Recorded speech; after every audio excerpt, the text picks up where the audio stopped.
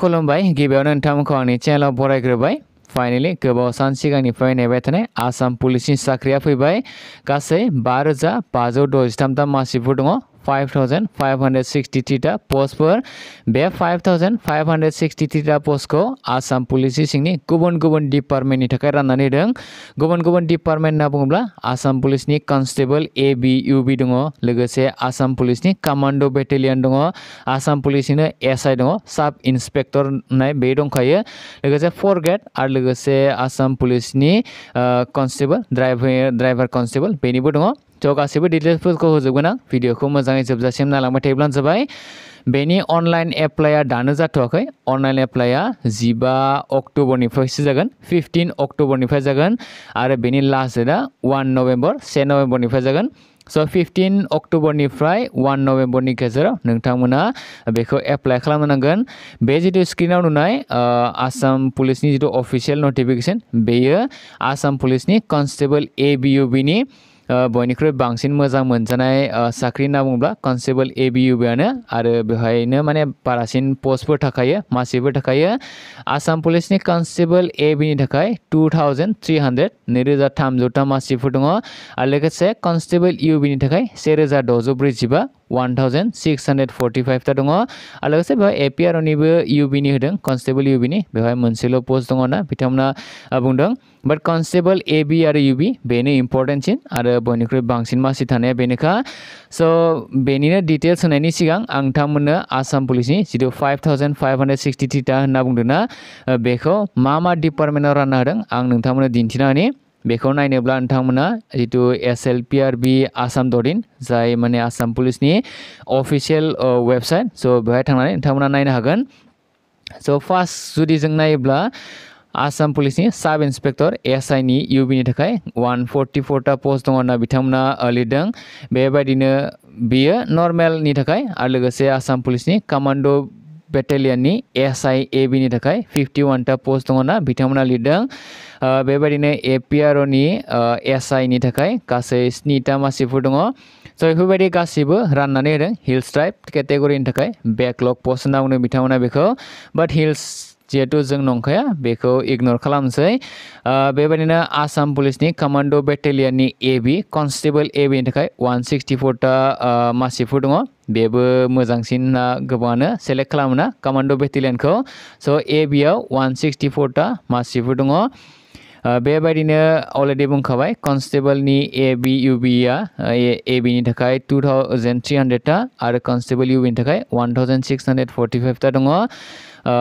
बेबायदिनो APR-नि थाखायबो बिथांमोना दिहुननानै होदों 204 टा दङ बेयो कमिउनिकेशननि थाखाय बेबायदिनो डिसपेच राइडारनि थाखाय मोननै मेसेन्जारनि थाखाय मोननै आरो लोगोसे कारपेन्टारनि थाखाय मोननै दङ होनना बुंदों बेबायदिनो आरो गुबुन गुबुन डिपार्टमेन्टफोरनि दङ दे नोंथांमोना हायोब्ला बे जिथु SLPRB assam.in बेवहाय थांनानै नोंथांमोना नायनो हागोन बे नै वेबसाइटआ बेनोखा आरो बेवहायनो गासैबो डिटेल्सफोरा दंजोबखायो आं जुदि मोनसे बुङोब्ला ड्राइभार कनस्टेबलाबो गोबांनि थाखायनो मोजां जानो हागौ 654 टा 652 टा मासिफोर दङ स' नोंथांमोना खनसे नायना ला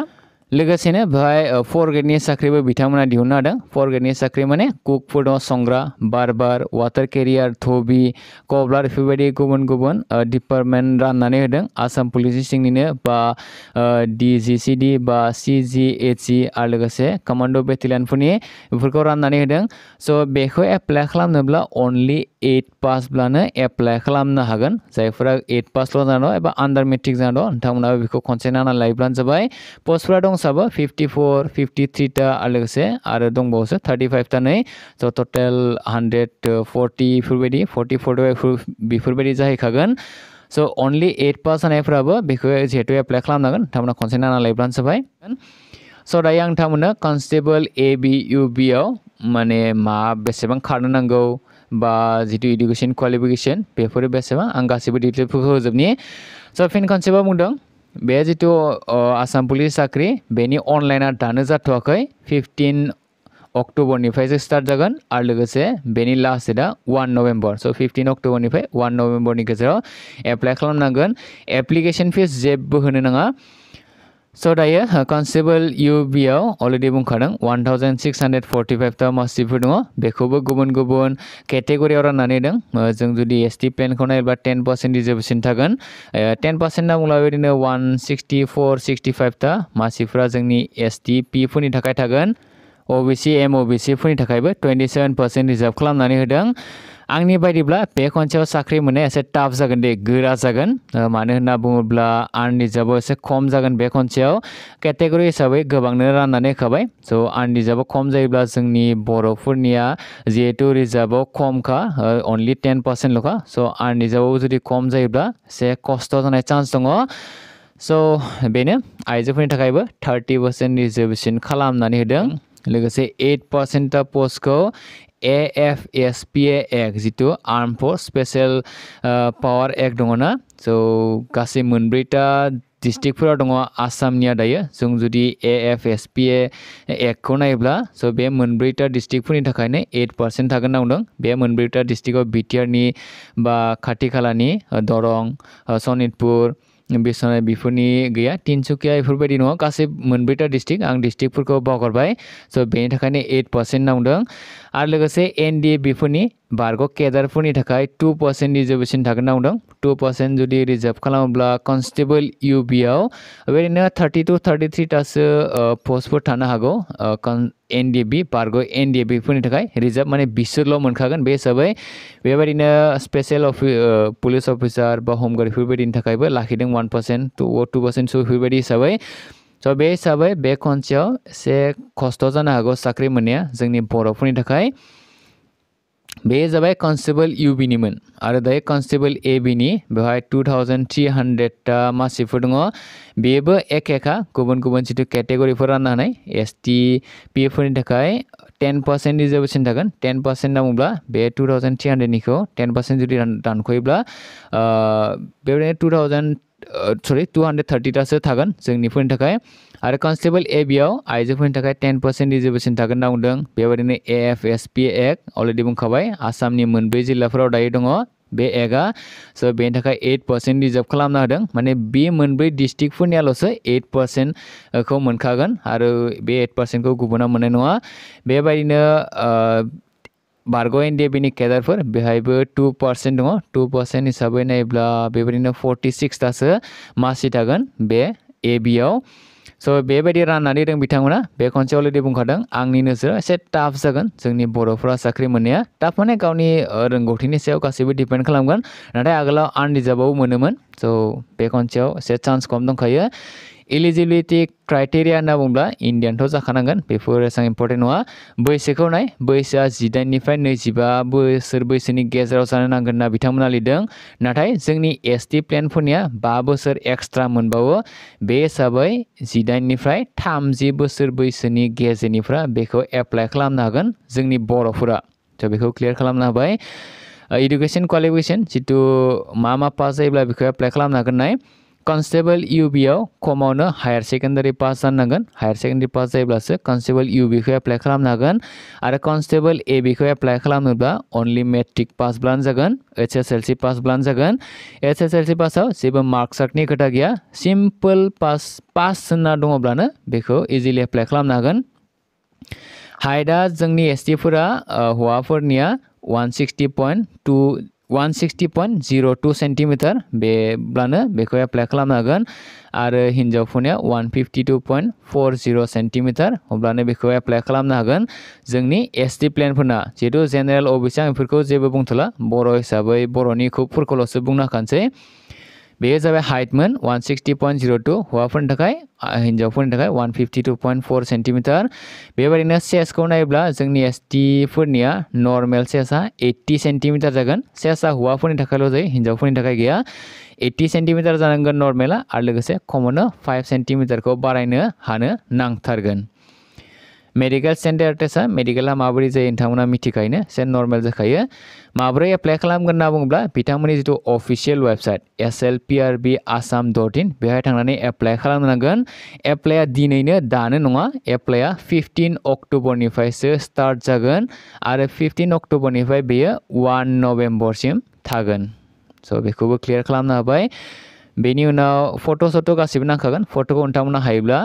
1 जानुवारि 2023 बेनि उनाव केपचार खालामनाय बा क्लिक खालामनाय फट' जुदि होयोब्ला नोंथांमोननि थाखाय मोजांसिन जागोन आरो लोगोसे सिगनेचारफोरबो बेवहाय होनो नांगोन होनना बिथांमोना बुंदों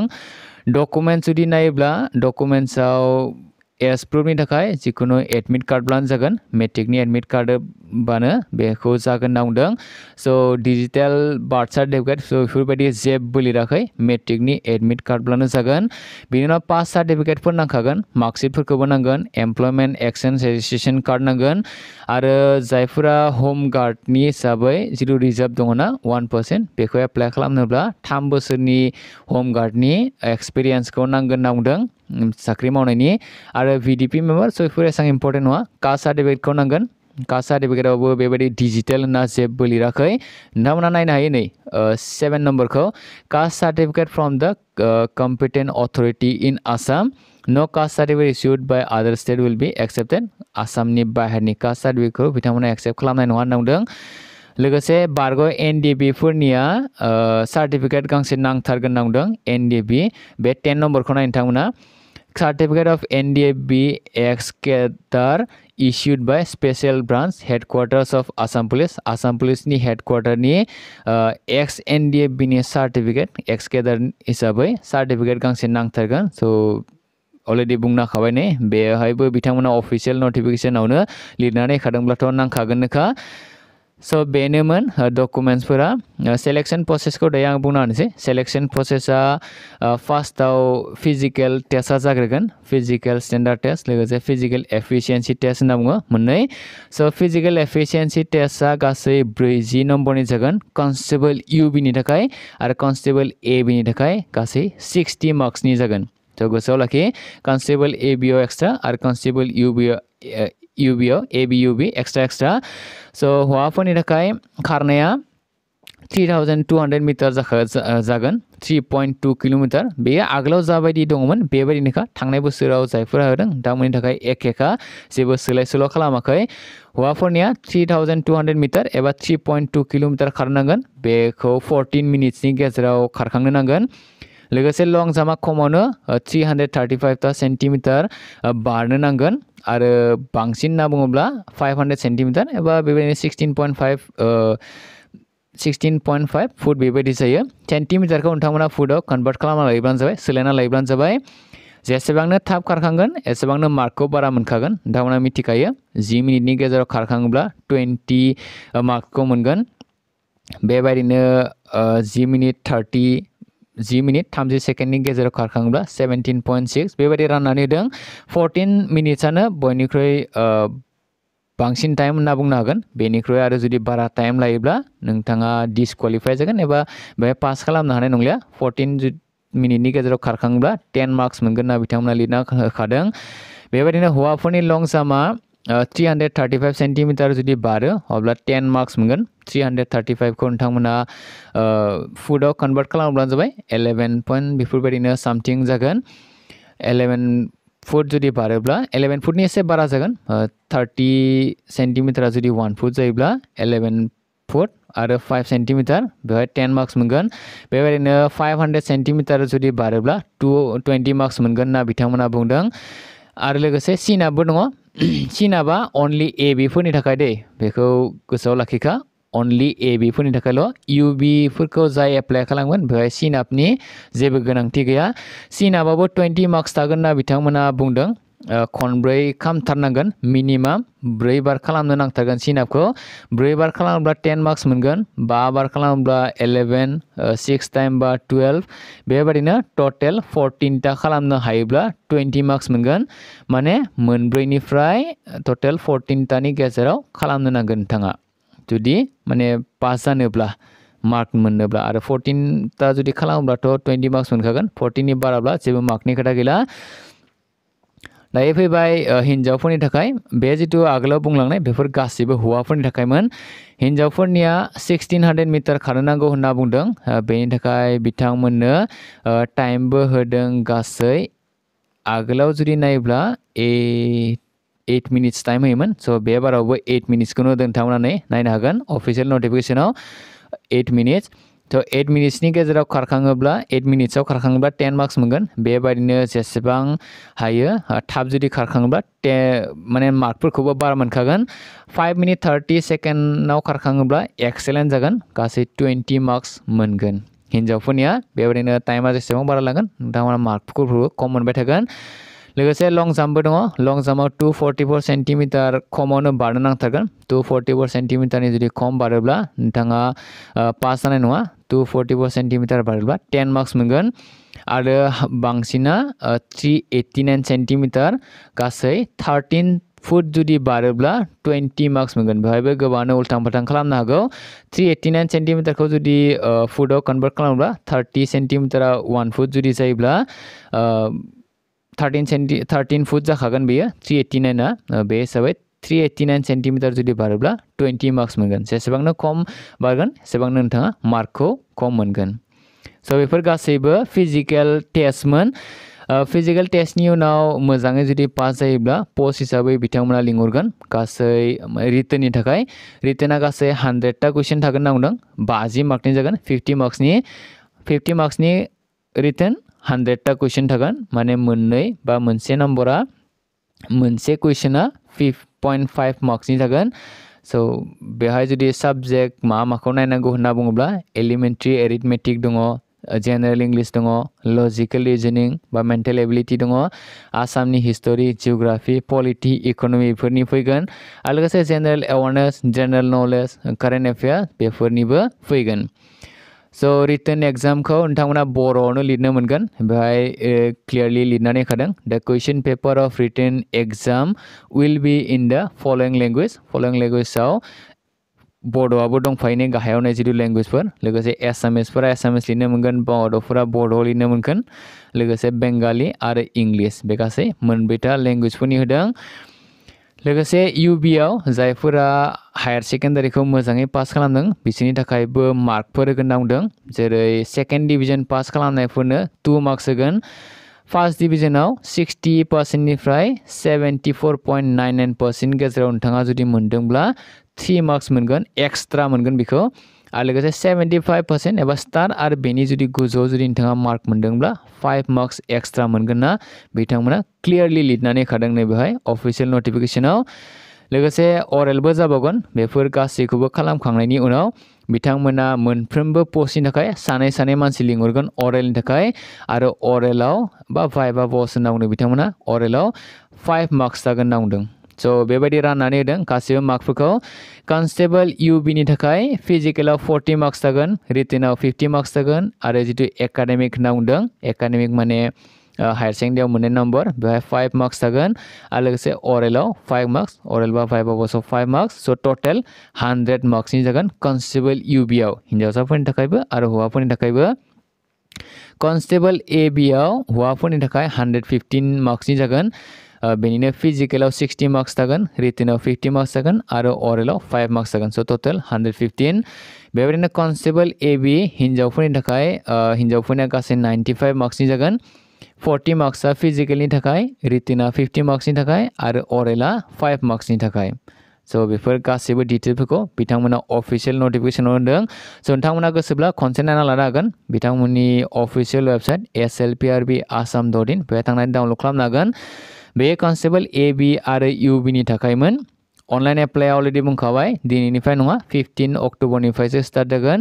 आरो बेयो 1 नभेम्बरसिम थागोन स' नायना लायो बे मोनसेया 4 ग्रेडनि साख्रि बेहाय कुकफोर दङ लोगोसे माने गुबुन डिपार्टमेन्ट दङ कुक बार्बार वाटार केरियार धबि कबलार स' बेफोरबायदि स' बेखौ एप्लाइ खालामोब्ला नोंथांमोना अनलि मिनिमाम क्लास 8 पासब्लानो जागोन 8 पासल' जायफोरा दङ नोंथांमोननि थाखायबो नै साख्रि फैदों 8 पासफोराबो पास खालामनो हागोन आरो लोगोसे बेखौ एप्लाइ खालामनोब्ला हायार सेकेन्डारिनि बारा पास जानो मोननाय नङा बा जायफोरा ग्रेजुवेसन कमप्लिट खालामदों BA बा BSc बा BCom बेफोरबायदि खालामदों नोंथांमोना बेखौ एप्लाइ खालामनो मोननाय नङा मेक्सिमाम जितु इडुकेसन क्वालिफिकेसन बेखौ हायार सेकेन्डारि ना बिथांमोना क्लियारलि लिरनानै होखादों नै स' जायफोरा 8 पास नोंथांमोना खनसे नायना लायोब्लानो जाबाय बे अफिसियेल नटिफिकेशनखौ हायोब्ला उननि भिडिअ आं बेनिबो फुल डिटेल्स होजोबगोन स' नोंथांमोना नेबाय थायोब्लानो